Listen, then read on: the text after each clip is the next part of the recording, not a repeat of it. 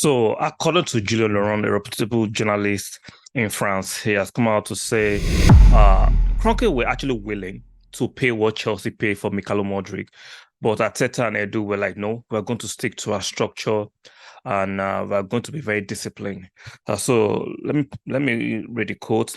Kroenke will have paid fee what Chelsea offered, but Edu and Mikel said we have to be disciplined. We have a structure, which is fair. We saw how Todd Bowley was moving crazy, the insanity he enacted during the January transfer window. I understand some people argue they have money to pay, so why are you complaining? On the other side of the fence of the argument, you have to look at it that you are inflating the market. You can't be paying those sorts of fee for potential. That's too much to pay. And we saw how Shakhtar were milking the situation. There were even rumors that Fabrizio was part of people milking the situation. Then at that time, a lot of Arsenal fans were upset because we saw Mikalo openly flirting with the idea of moving to North London, Arsenal to be precise. And Chelsea came in at the last minute, hijacked the deal, pay over the odds, even though they were using the amortization phrase at that time. But we know that Mikalo, he has great potential, right? Even though he's struggling at Chelsea at the moment, and we'll come to that. But at that time, that fee was just too astronomical. Even though the Kroenkes were like, okay, maybe they will go and throw their weights around financially and show that they are ready to spend. I like the fact that Edu and Arteta said, no, we're not going to allow Shakhtar to bully us financially. We're not going to allow them to overly inflate the price for the good player. No, Arsenal actually offers something substantial.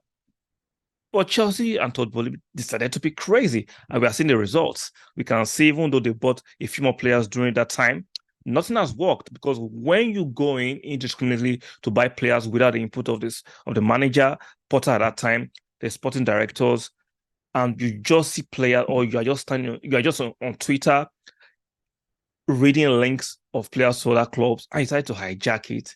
It doesn't work necessarily all the time.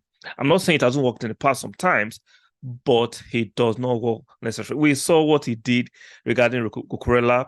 Manchester City were interested in getting him.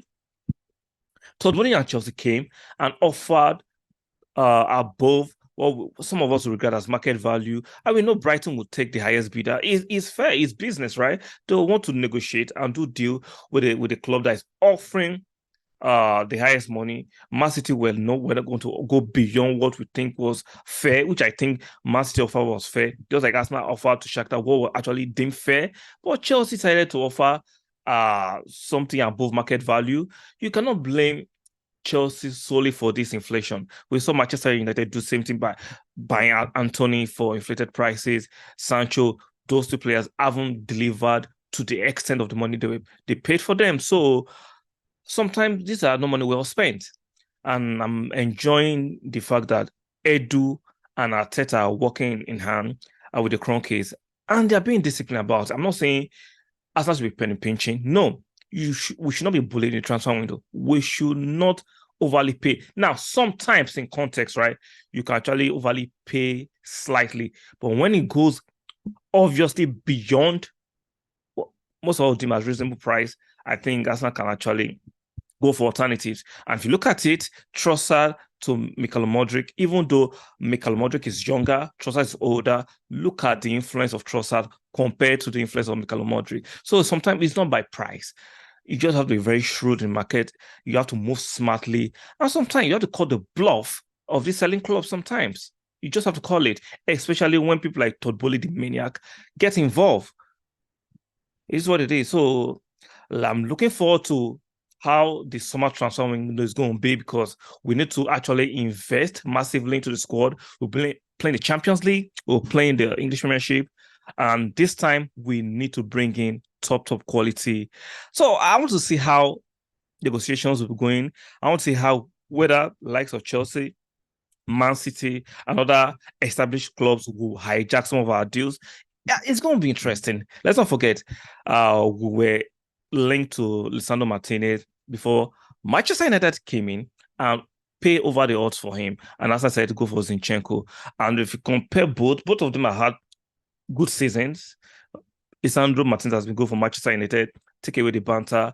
Zinchenko has been good for Arsenal. So it's looking like EDU ARTETA, Richard Garlick, and other members of staff beyond the scene are doing a fantastic job.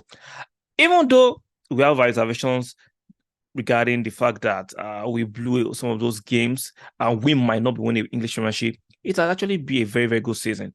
Now, I get it. Some of us are going to be angry how it's going to end. But come on, let's be real. It has not been a bad season. None of you were expecting Arsenal to challenge for the league title. So give them some kudos. I know it's not ending well the way you want it, but let's give Arteta, Edu, the Kroenke some kudos. Finishing second for me, a strong second, is a very good season. Like, just put it in context. I will understand if at the beginning of the season the aim was to win the English Premiership, but that was not the aim. All we wanted was top four, right? We've done top four, and we're going to be second in the league. I think that is fantastic and is worthy of giving kudos to the team.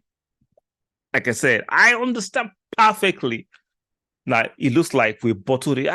If you think about it, I think that's a strong word. I'm not saying I don't think we bottled it. No, rivals will put that label on us. They'll argue with us on that. But I only agree in total, after thinking about it exhaustively, that we bottled it if at the beginning of the season, Arsenal were expected to compete with Man City or Liverpool to win the league. But that was not the expectations. I know expectations can be fluid. You can change in the middle. But come on, let's give Arsenal some kudos. Look at the youngsters. Look at the players we have. Like, look at the squad.